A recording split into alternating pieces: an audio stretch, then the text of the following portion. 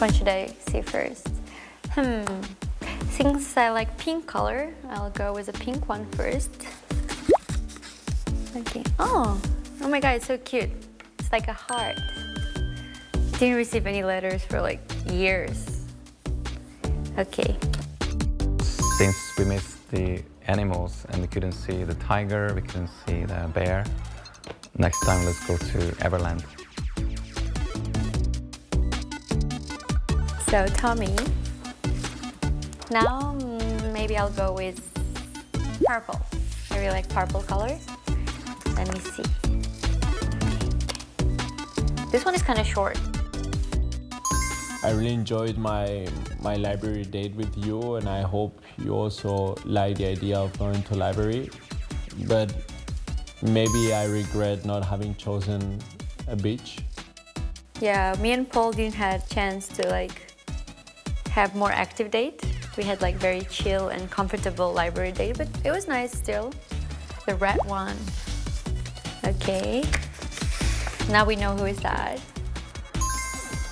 In my letter, I wrote about how our hiking date went. I gave my number in the letter as well. And after that, I put a suggestion for meeting at the next time. Oh my god, really? He gave me his number. Okay. It's so hard. First, probably, I'll say bye to Paul. He seems to be a very nice person and he would be a very, very nice friend, but I think we have very different views on this world. He wants to experience more and more in his life, but I need the guy who knows who he is and is sure about his future and knows what he wants right now. Oh, it's so hard. I feel like it's gonna be so fun and so exciting, but this feels more safe and stable. So I don't know,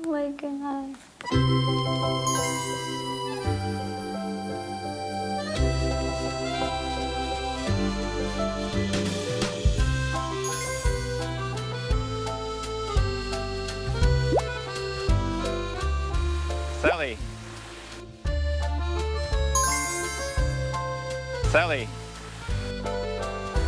You here? I didn't even get a chance to text you. You didn't have time, right? Yeah. To text me. Yeah, my vanilla is back. Oh, why did you choose me? Can I tell you something? Yeah. I knew that you would choose me. What? How would you know that? 느낌. 느낌이 왔어? Okay. So I think I prefer a little bit older guys than me, and more. To be honest, I like that you have your boundaries. You don't cross the lines, and you're quite, more chill person. And I think you're more my type physically. You too, you're fit. You're very fit.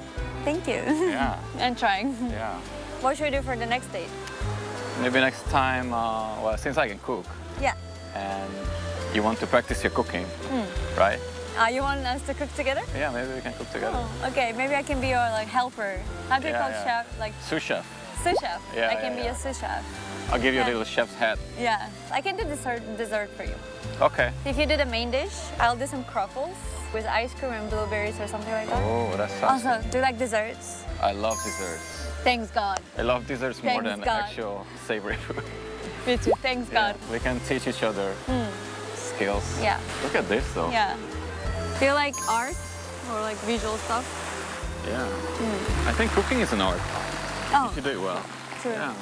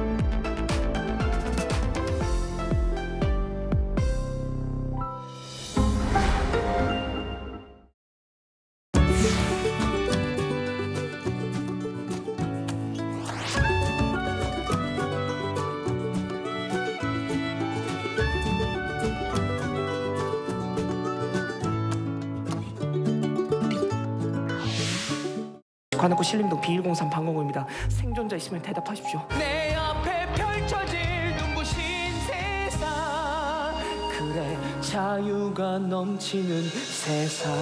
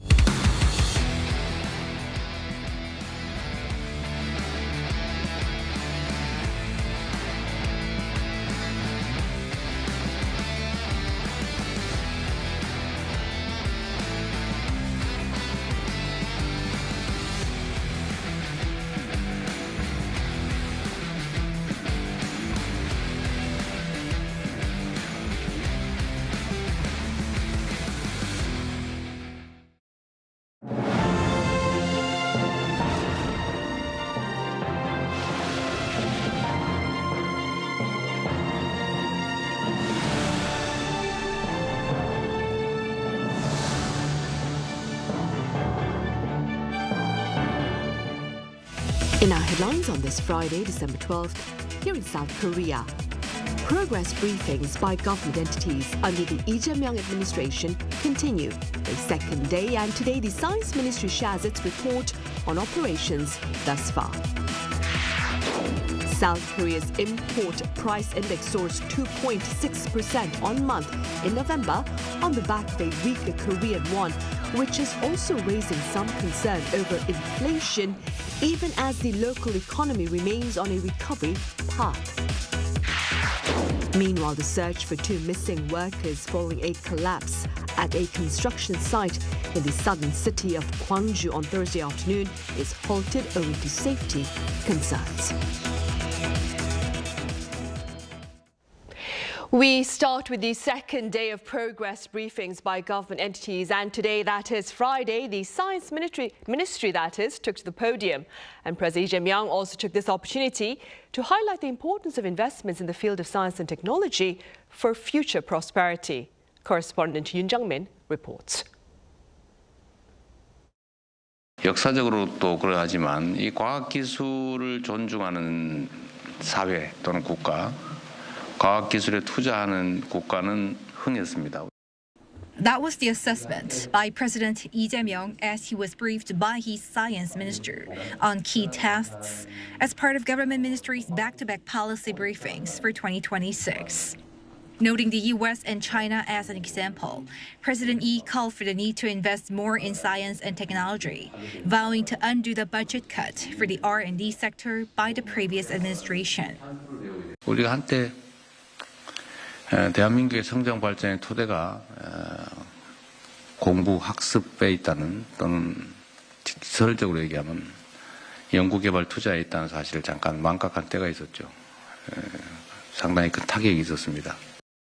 In 2026, a record high of 35 trillion won, worth over 24 billion US dollars, will be allocated for R&D.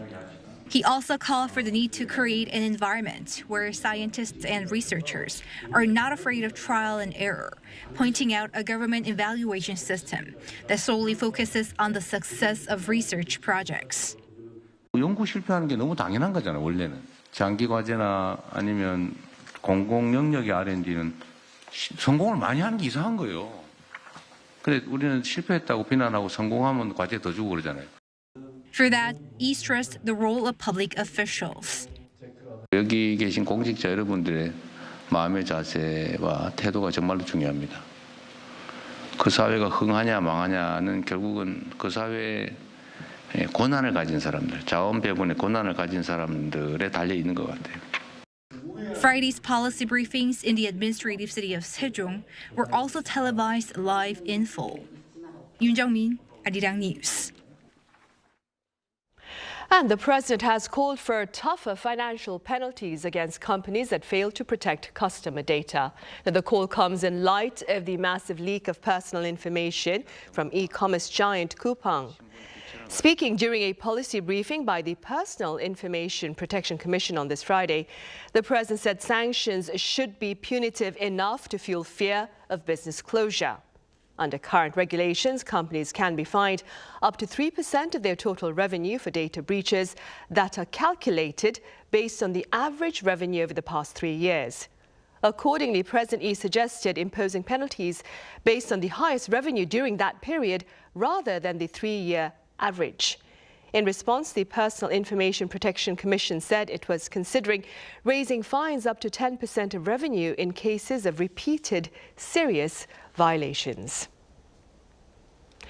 And President Lee Jae-myung has accepted the resignation of Oceans and Fisheries Minister Chun Chae-soo. Now, this is according to the presidential office in a notice to its press poll on Thursday afternoon. Chun had earlier shared his intentions to step down over bribery allegations involving the Unification Church. While he has strongly denied the accusations, Chun said he was resigning to avoid hindering the administration's work. Chun is the first minister to resign under the Lee Jae-myung administration. The Finance Ministry has reaffirmed its assessment that the Korean economy is on a recovery path, but adds that inflation remains a viable concern. Our correspondent Moon Ji-young reports. The South Korean economy is continuing on a gradual recovery path. In its latest Green Book, the Ministry of Economy and Finance said domestic consumption is improving and semiconductor-led exports continue to show strength, helping the economy move out of the sluggishness seen in the first half of the year. But the ministry also pointed to volatility in monthly indicators due to long holiday periods and base effects, as well as ongoing employment challenges in vulnerable sectors. Industrial output in October fell 2.5% from a month earlier, the biggest drop in nearly 6 years, largely due to a sharp fall in semiconductor production, while service sector output also dipped slightly. Still, consumption showed resilience. Retail sales rose 3.5%, supported by stronger demand for semi-durable and non-durable goods as consumer sentiment climbed to its highest level in 8 years. Additionally, the number of Chinese visitors to Korea jumped nearly 27% from a year ago. Inflation, however, remains a concern. Consumer prices rose 2.4% in November, driven by higher agriculture and petroleum prices and the impact of a stronger U.S. dollar. Rising prices for agricultural products and petroleum are adding pressure to household living costs. And with the weaker won also putting upward pressure on inflation, we plan to strengthen our policy response. The ministry also warned that global uncertainties remain elevated, with major economies imposing new tariffs and trade tensions weighing on growth. To support momentum, the government plans to accelerate next year's budget execution from early 2026 and step up efforts to further boost domestic demand. Moon Ji-young, Arirang News. Meanwhile, preliminary findings by the central bank show the weaker Korean won has driven up import prices at a pace unseen since April 2024. Our Lee Seung-jae has details. Import prices in South Korea rose at their fastest pace in 19 months in November, even as global oil prices declined. New data from the Bank of Korea on Friday shows that the weaker Korean won played the central role in driving costs higher. According to the preliminary figures, the import price index climbed 2.6% on month in November. That is an acceleration from the 1.9% increase recorded in October, and marks the fastest monthly gain since April 2024, when the index jumped 3.8%. It's also the 5th straight month of rising import prices. On a year-on-year basis, the index increased 2.2%. The report points to a significant depreciation of the Korean won. The currency averaged 1,457.77 won per dollar in November, compared with 1,423.36 won in October. That weaker exchange rate raised the cost of bringing goods into the country, even though oil prices moved in the opposite direction. Dubai crude, which is South Korea's key benchmark, edged down 0.8% to $64.47 a barrel. Economists note that import prices are a critical part of the broader inflation picture. Higher import costs flow directly into production expenses and can eventually push up consumer prices across the supply chain. That dynamic is likely to influence the central bank's outlook as it monitors inflation and currency stability heading into the new year. The data also highlights movement on the export side of the economy. The export price index rose for a fifth consecutive month in November, up 3.7% from October. Although the pace slowed from the 4.1% increase seen in the previous month, the continued upward trend suggests that Korean exporters are feeling the effects of both currency shifts and recovering global demand. Analysts say the combination of rising import and export prices underscores the challenges and opportunities facing the Korean economy at a time of volatile currency markets and global uncertainty. The BOK is expected to watch these indicators closely as it shapes policy in the months ahead. 이승재, Arirang News. Also on the trade front, Mexico is imposing import tariffs of up to 50% on goods from South Korea, China, and other Asian nations that analysts believe are aimed at easing pressure from the Trump administration. Our Ian Jin explains.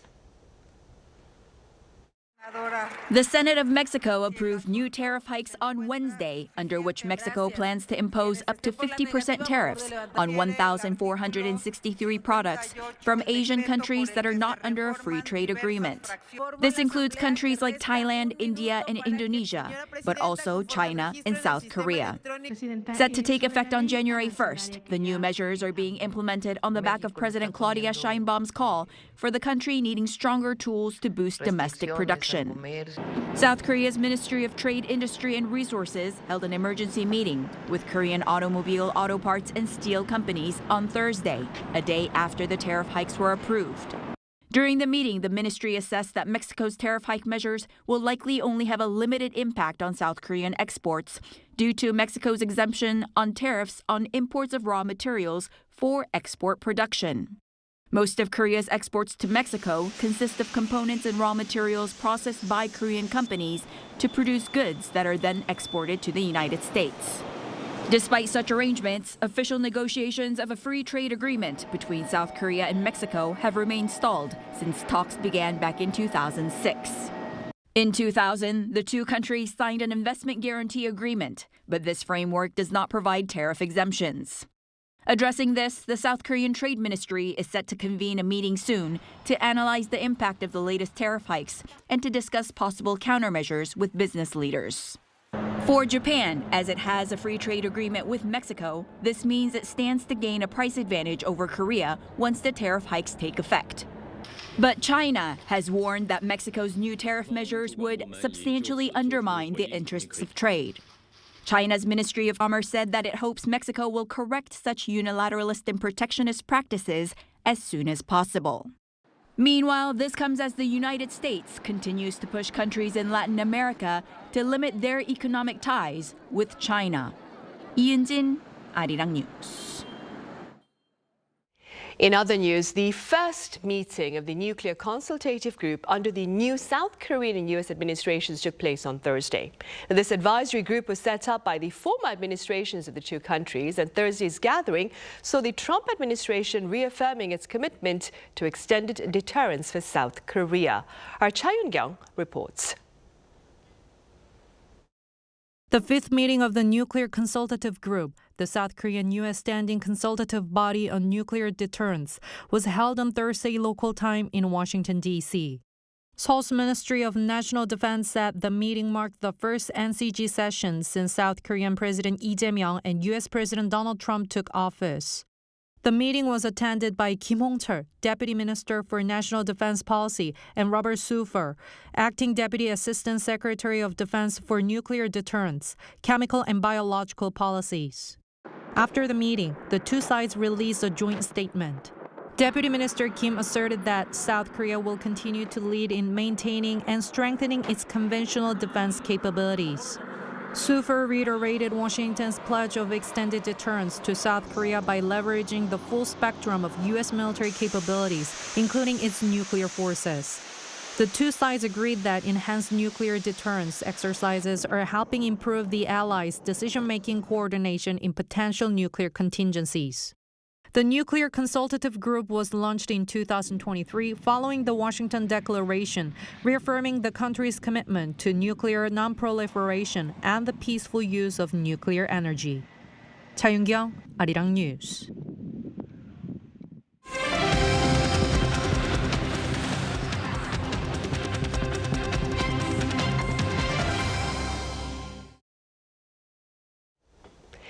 The search for two missing workers following a collapse at a construction site in the southern city of Gwangju on Thursday afternoon has been halted owing to safety concerns. Our Oh Soo-young has the latest. Fire authorities in Gwangju stopped all search operations from 9:20 a.m. to 6 p.m. on Friday, citing dangerously unstable steel beams at the site of the new Gwangju Metropolitan Library. The framework, which was twisted, severed and weighed down by concrete, poses a high risk of secondary collapse, forcing rescue crews to step back until it has stabilised. The National Fire Agency held an emergency assessment with related agencies this morning and concluded that no search can proceed without full safety secured. Structural removal and rescue will move together only once conditions allow. Before the suspension, overnight operations continued, but with no trace of the two workers trapped, when a steel frame gave way as concrete was being poured. 4 workers were buried in Thursday's 2 p.m. collapse. 2 were recovered but later confirmed dead. Officials believe the initial failure on the rooftop triggered a chain reaction, causing the collapse. Experts point to faulty steel frame connections as a possible cause. Stabilisation work is ongoing as debris is removed using heavy machinery, while thermal imaging cameras and other detection devices scan for signs of life. But as time passes and the concrete hardens, access is becoming increasingly difficult. President Lee Jae-myung has ordered relevant ministries to commit all available resources to the rescue. 행안부나 노동부나 등 관련 부처에서 인적 물적 자산을 최대한 동원해가지고 일단 구조에 총력을 다하기를 바랍니다. The Labour Minister has been directed to travel to the site immediately, while senior safety officials cancelled scheduled briefings to join response operations. Oh Soo-young, Arirang News. On a light note now, the National Museum of Korea has welcomed over 6 million visitors this year, its highest annual number since its founding. The milestone raises its cumulative visitor count past 100 million and positions the museum as the world's 4th most visited this year, following the Louvre, the Vatican Museums and the British Museum. The South Korean Museum credits its immersive exhibition experiences and youth-focused programs, as well as the popularity of its merchandise, for its growing public appeal. Staying on the cultural front, an exhibition in the city of Chuncheon brings to meaningful light Buddhist artwork. Our An Sung-jin has a glimpse. The journey of Buddha's enlightenment. A gentle resonance of a temple gong signals the beginning. There are 2 ritual water bottles from the unified Silla period, which were excavated in Samcheok. They symbolize the washing away of suffering with pure water. As visitors walk along, appreciating Buddhist ritual objects that purify the spirit, they are greeted by a Buddha who has attained enlightenment. This gilt bronze Buddha statue lay underground for over 1,000 years before being unearthed and now sits to meet the world. In front of the halo that represents sacred light, the Buddha's serene smile draws attention. It is a 9th century Buddha statue that was excavated in 2015 at the site of the Seonrimwon Temple in Yangyang, and it took 5 full years just to restore it. A video showing the fully restored form of the statue has been recreated using AI technology and is also being screened in the exhibition hall.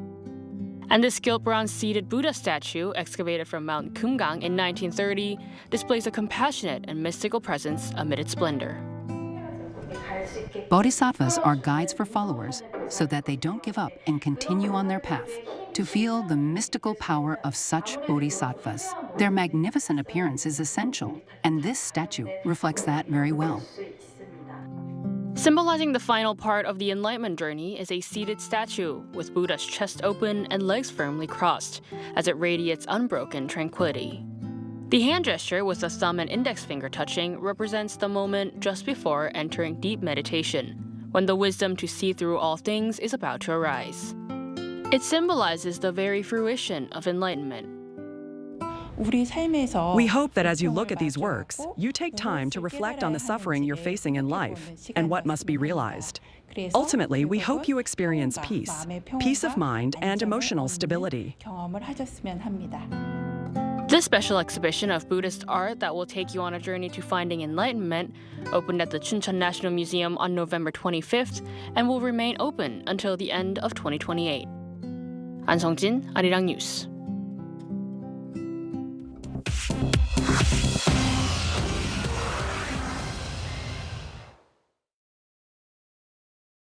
This is The World Now, bringing you everything you need to know from around the globe.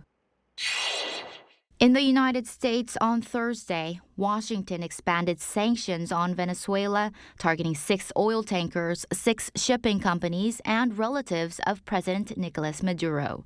The U.S. Treasury said the sanctioned vessels recently transported Venezuelan crude oil and accused them of deceptive shipping practices. The move follows the U.S. seizure of a sanctioned oil tanker off Venezuela's coast on Wednesday, the first such seizure since sanctions were imposed in 2019. U.S. officials say more tanker seizures are being planned. In Ukraine, President Vladimir Zelenskyy has said holding elections during wartime would require a ceasefire and firm security guarantees. Zelenskyy said on Thursday that voting would only be possible if fighting stopped for the duration of the election process, with security ensured by the United States and European partners. He was responding to renewed questions about elections, which have been suspended under martial law since Russia's full-scale invasion in 2022. Time magazine named the architects of AI as its 2025 Person of the Year on Thursday. Time said 2025 marked the year artificial intelligence moved from a niche technology into mainstream life. The cover highlights 8 people involved in designing and building AI systems, including executives from OpenAI, Google DeepMind, NVIDIA, Meta, Tesla, and AMD. Time said it chose the people behind the technology rather than AI itself for shaping global change this year. In the United States, a New York court on Thursday sentenced cryptocurrency entrepreneur Kwon to 15 years in prison. Kwon pleaded guilty to 2 fraud counts linked to the collapse of the Terra USD and Luna tokens, which saw investors lose more than $40 billion. He co-founded Terraform Labs, which filed for bankruptcy after Terra's failure in 2022. The judge said Kwon knowingly misled investors. Kwon said he accepted full responsibility. 주지한, Arirang News.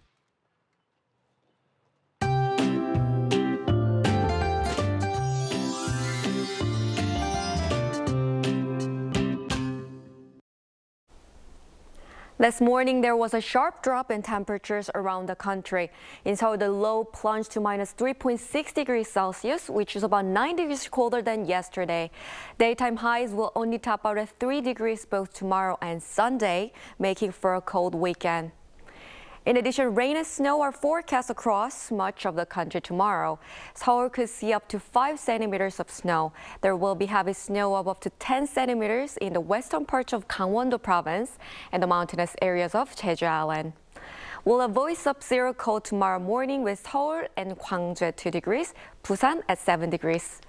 Daily highs will move up to only 3 degrees in Seoul, 5 degrees in Chuncheon. Most of the rain and snow will stop by tomorrow night, but another round of snow is expected again on Sunday. That's all for Korea. Here are the weather conditions around the world.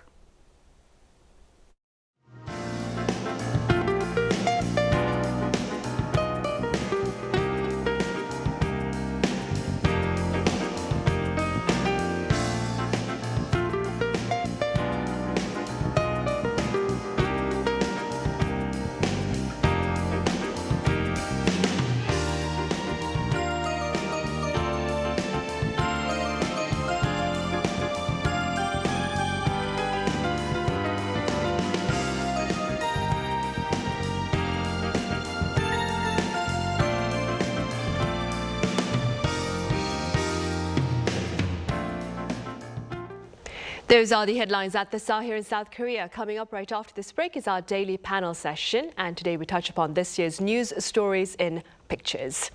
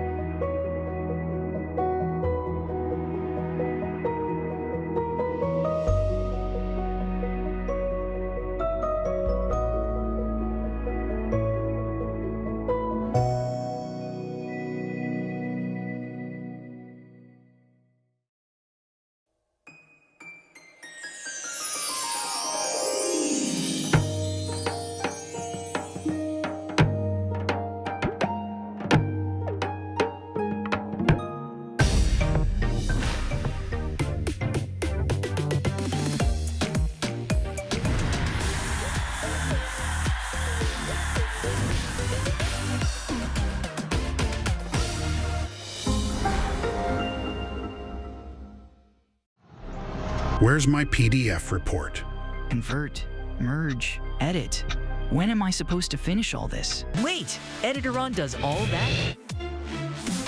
I can fix text right in the PDF, black out personal info with one click, convert, merge, and save to the cloud so I can download it on my PC or tablet. Easy. Thanks to Editor On, I'm leaving on time.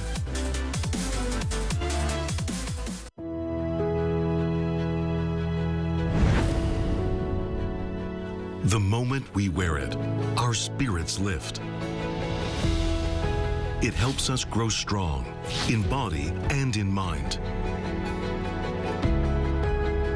As we wear it, we learn patience and respect.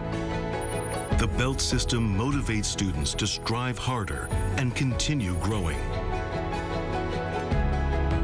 This uniform shapes movement into grace and turns performance into something thrilling.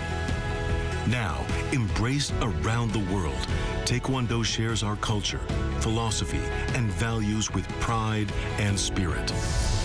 Though it may seem simple, this uniform holds your passion and your journey. It belongs to Taekwondo. Wear the extraordinary. Be with Taekwondo.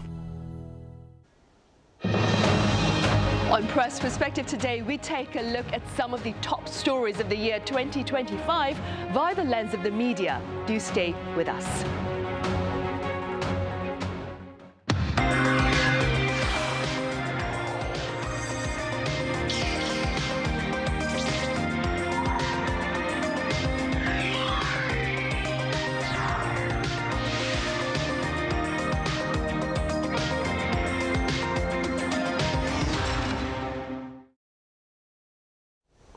Hello and welcome to Press Perspective for this Friday, December 12th here in Seoul. I'm Min Sun-hee.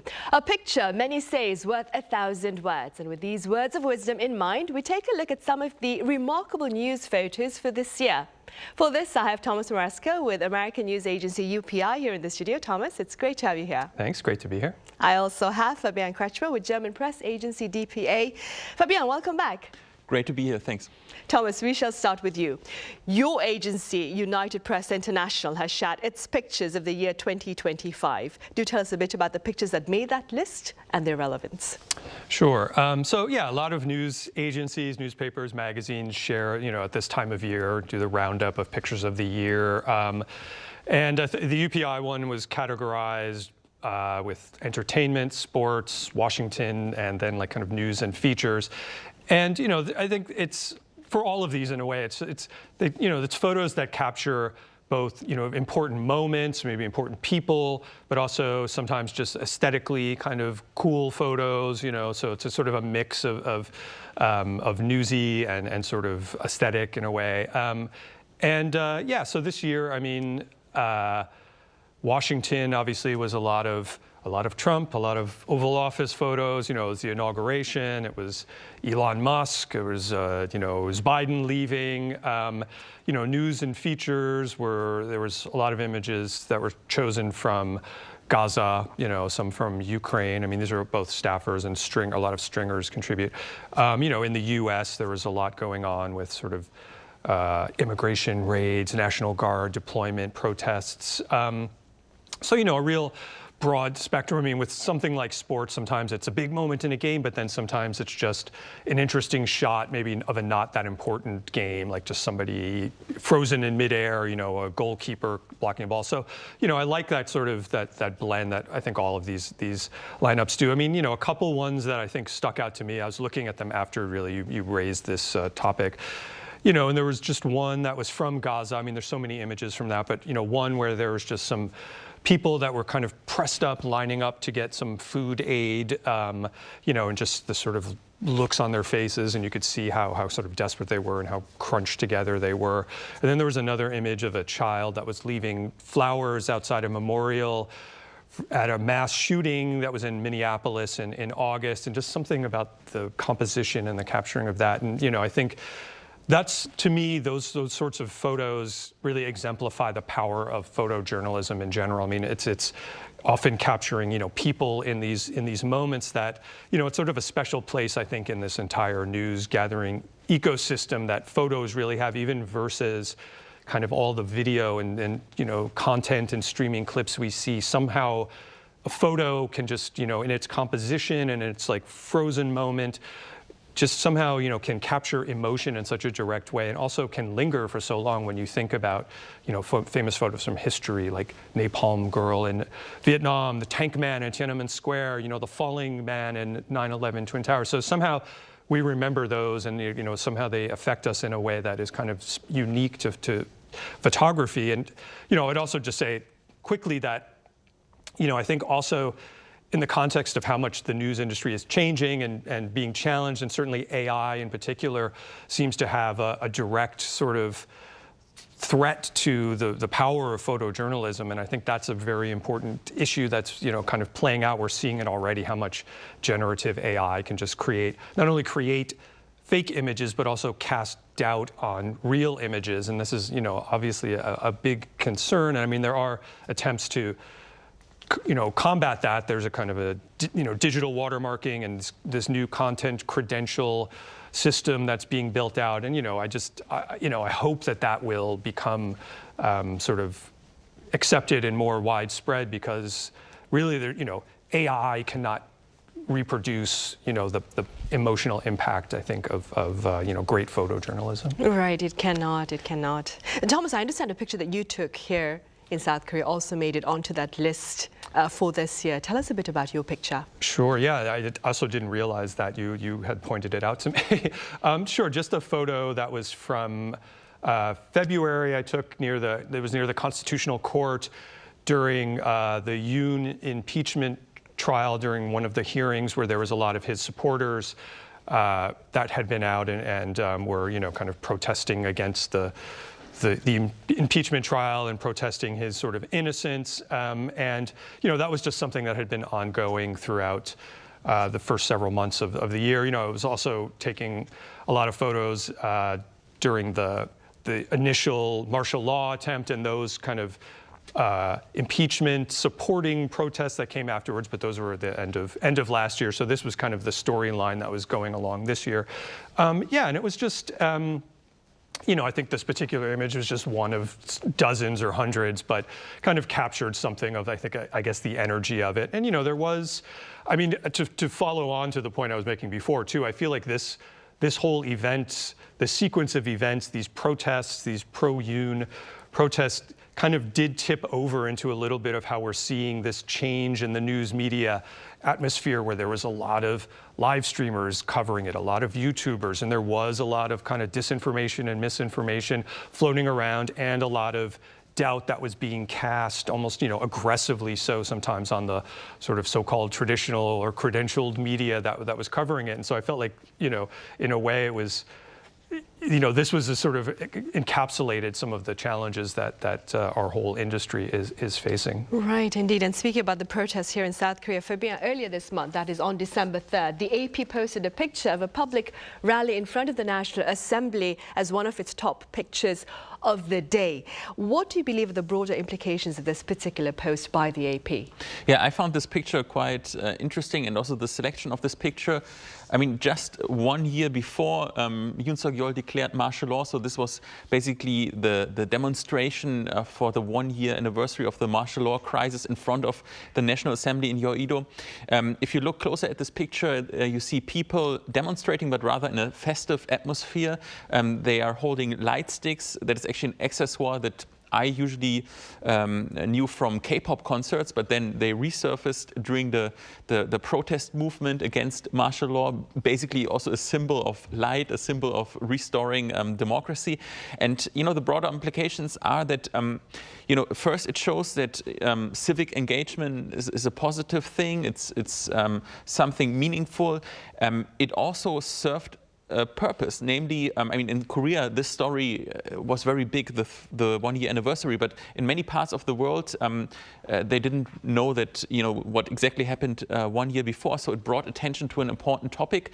And I think what Thomas also mentioned, we have a lot of crisis going on, and I think this is one new story that actually has a positive outcome. It's kind of a positive spirit that it symbolizes, and the whole martial law crisis, we had many iconic pictures, like army helicopters flying over the Hangang and then landing on the compound of the National Assembly. We had the soldiers storming in. We had the angry demonstrators. But this was actually the positive side, that actually demonstrating can be fun. You combine it with music, with those light sticks, with collective optimism, so to speak. Right. Fabio, you wrote an article for the German media to mark the 1-year anniversary of South Korea's short-lived martial law. And in that particular article, you underscored the persistent public polarization here in the country. What have been your observations on the ground over the past year?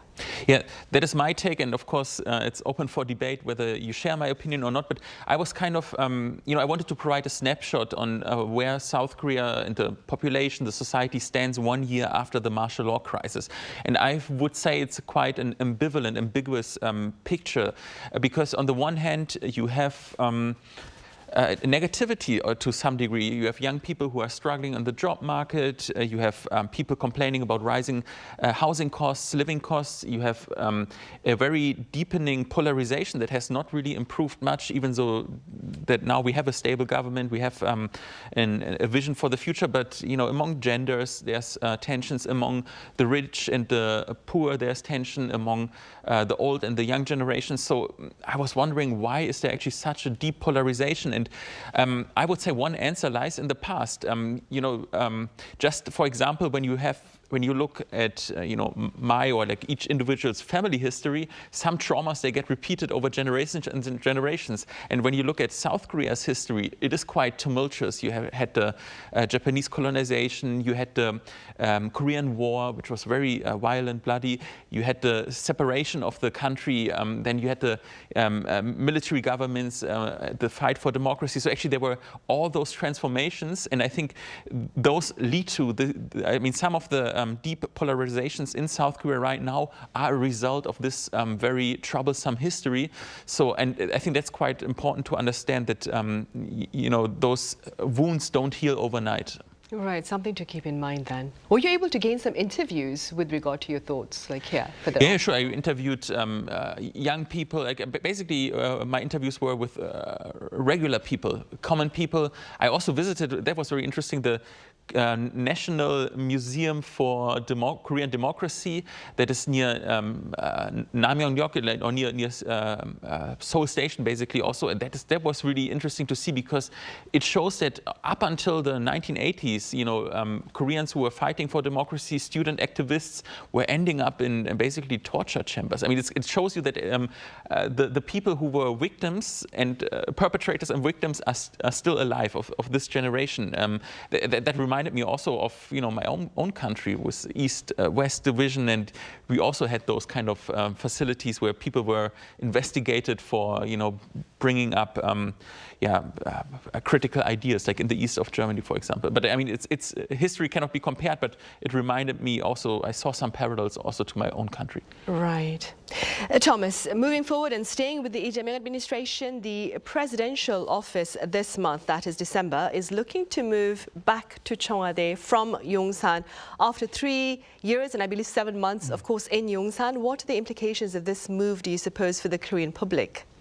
Right. Well, this, kind of carries on the discussion and what Fabian was talking about. I think a bit of, there's just a lot of symbolic weight to it, I think, first and foremost. I mean, I think there's a practical side to it as well, but I think, for, Lee Jae-myung, it's the, just a break and a rejection of the, the previous Yoon Suk-yeol administration, and just in the early months of his presidency, I mean, he's very clearly kind of positioned himself in just complete opposition and kind of framing this era as this triumph of democracy, and a repudiation of the attempt to sort of usurp the democracy by imposing martial law. So, I mean, it's and I think it also kind of is a symbol of restoring kind of continuity and stability to this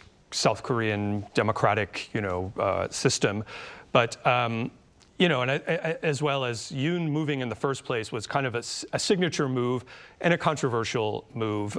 So it seemed sort of very clear that he wasn't going to stay there. I mean, and there were practical reasons. I don't think it ended up being a very convenient location to host the presidential office in the first place. I mean, on the bigger picture of it, I mean, Yoon framed the move as sort of bringing the presidency closer to the people, and to, and this is a topic that has been discussed for many during many presidencies, this idea of there being kind of an imperial presidency, the power of the presidency sort of so concentrated, and Cheongwadae, to an extent, has represented that. And physically, even it sort of represents it's kind of this fortress-like, palatial, like in the mountains, sort of, area that is a little bit above and outside, and some people like that. I mean, it does feel kind of appropriately grand, but there is a sense too that you can be sort of isolated up there or apart. So I think obviously for supporters of Lee Jae-myung, this makes perfect sense and is something they want. I mean, I think for opponents in this politically polarized world we're still in, I mean, it will be a chance. I think there are some who are already trying to position Lee Jae-myung as kind of overreaching and using powers of retribution to his opponents and stuff. So this may be a chance to sort of try to reposition him as being this imperial president. But I think just in general, it was a move that I think everyone expected he was going to certainly leave the current the former defense ministry and move somewhere else, and Cheongwadae made the most sense, and certainly it carries very much along with the symbolism of what Lee Jae-myung's presidency is about at this point. Right, and expanding on what Thomas has just said, Fabian, quite a number of pundits, they are very quick to point out that the location of a country's top office holds significant implications. Could you elaborate, perhaps taking into account the venues of the top offices over in Germany, in the US, and so forth? Yeah, of course. I think the top office, as you mentioned, of a country represents the political system. It symbolizes so much. So you can tell a lot by looking at the building what basically the country represents. Let me start by Beijing. Zhongnanhai, the government complex in Beijing, is behind really big fences. The public, of course, cannot enter it. You don't really know what buildings are behind those big walls. I think that matches quite well for a system that is not very transparent. You have, of course, the White House in Washington. That is such an iconic building. You can probably show this to a child, like the picture of this building, and most will know what it is because it's so well known. And I think the importance of the White House, or how important it is, you also get to know when changes are made. For example, Trump right now, he has been holding a lot of meetings in Mar-a-Lago in his very decadent Florida mansion or villa, how you want to say it. And of course, that is also tells you a lot about the changes that are ongoing right now in the US, or that Trump actually wants to, did a lot of remodeling of the White House with golden, interior, and wants to create a new ballroom and all this. I think, every country has to find a good representation. For Germany, it's the Bundestag, which is a very historically important building. It played a big role. The first German Republic was proclaimed there. The first episode of democracy played out there. Then there was actually a fire. We don't know historically who actually laid the fire. Presumably it was like a communist from the Netherlands, but actually this fire was very interesting because Adolf Hitler, the Nazi, he basically used this fire to clamp down on civic rights and basically establish his authoritarian rule. So and now, of course, the same building is where the German democracy now, and the unified democracy with West and East, is now being represented. For South Korea, I mean, Cheongwadae, as Thomas pointed out, has its pros and its cons. I mean, I had a lot of conversations with Koreans who would tell me that the feng shui of Cheongwadae is not so good. Like the energy, they said that actually some other places are much better in terms of traditional thinking. But interestingly, the location from a military perspective was very good because it was shielded by the mountains, and if there was ever an attack by North Korea, the missiles would fly just right over it, and it was kind of a safe location. And I would argue that in Yongsan, for example, it also feels like a fortress. I don't think it's very close to the people. It feels like very guarded. But yeah, there were many discussions. Should presidents, for example, move to Gwangju in the more closer to the city center, or maybe move to Sejong, a city, and basically push for a decentralization of the economy. So there are many thoughts and many directions which this can go, but yeah. Right. Location is very important then. Thomas, before we end today, let's quickly move on to another issue of interest about South Korea within the foreign media. The New York Times recently had an article titled, "South Korea has a coffee shop problem." What do they mean and what are your thoughts? Yeah, this article has gotten a lot of buzz, at least for those of us based here. I mean, I literally shared it with a friend of mine who was visiting like right around that time and commenting on how many coffee shops there are in Seoul. And basically the problem that the article is laying out is that there are so many. There's something like 80,000 coffee shops in Korea, and you know, much denser concentration than really any other city. And they have this incredible kind of data visualization package in the article, which a lot of people also commented on. It seems like this kind of, you know, not that important topic, but they really give it this incredible treatment with lots of, you know, data points and scrolling maps and things. And, you know, but it shows it's so much more dense than like a San Francisco, which is a famous coffee spot. And so the idea is that, you know, the problem is that so many people want to open coffee shops, and it's this incredibly saturated market.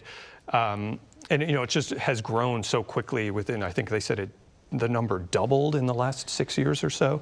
And, you know, it's seen especially in this economy where people are sort of struggling sometimes to find steady work. You know, this is the appeal of opening a coffee shop is quite, you know, it seems like this dream kind of job, but the reality is turning out to be really challenging. And, you know, it does kind of represent something about South Korea where a trend can just take off, and it's sort of amazing how fast it can grow, but then it can kind of, you know, metastasize in a way where it becomes almost too much and too big. And I think that was more or less the takeaway. Like, you know, some of the people that have tried this are warning others, like, you think it's going to be, you know, this dream job, but it's not a way to get rich. You know? Right. And Fabienne, I'm going to quote from the article. This is what Thomas was speaking about. When a novelty catches on, it quickly becomes a national phenomenon. And then waves of businesses spring up to meet that particular demand. And then the market, as Thomas said, becomes saturated. Do you agree? Yeah, I've seen it countless of times. I mean, at some point there was a big craze about craft beer, and then suddenly all the bars turned like craft beers, and yeah, but you know, it was oversaturated. There was a craze about honey butter chips, and suddenly even the convenience stores were sold out and big lines. A trend was also Chicago pizza, and then suddenly this became a big thing, and the next year it was already over. I think it has actually few pros, but a lot of cons. I mean, pros from a consumer perspective, you get a lot of, you know, exciting consumer choices and all the trends that, for example, in Germany, you need years until they get established. Here, you have them within weeks or sometimes days. And from a business owner perspective, you can cash in fast, you can ride the wave of a trend, but the downside is that basically you have to cash in fast because trends will not last long in Korea.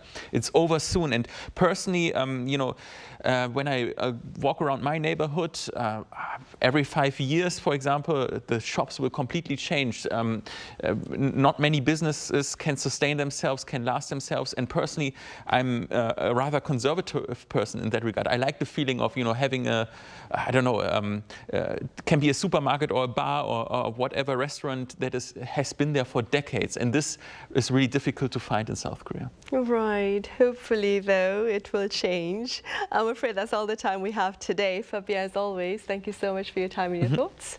And Thomas, thank you very much for your insights. Thank you. Right, well, that ends this week's editions of Press Perspective. Thank you for watching. Have a great weekend and see you same time next Monday for our panel session on South Korea's efforts to further expand its defense industry into foreign markets.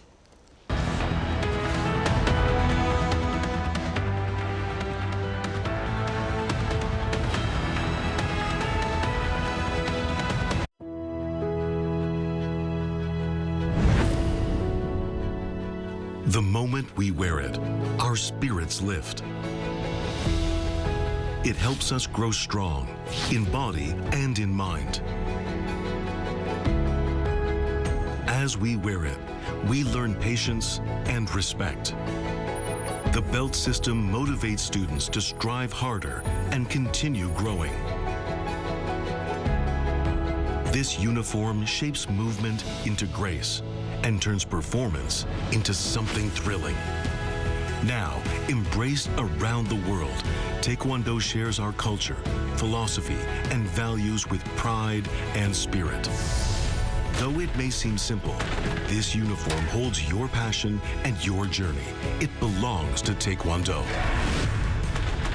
Wear the extraordinary. Be with Taekwondo.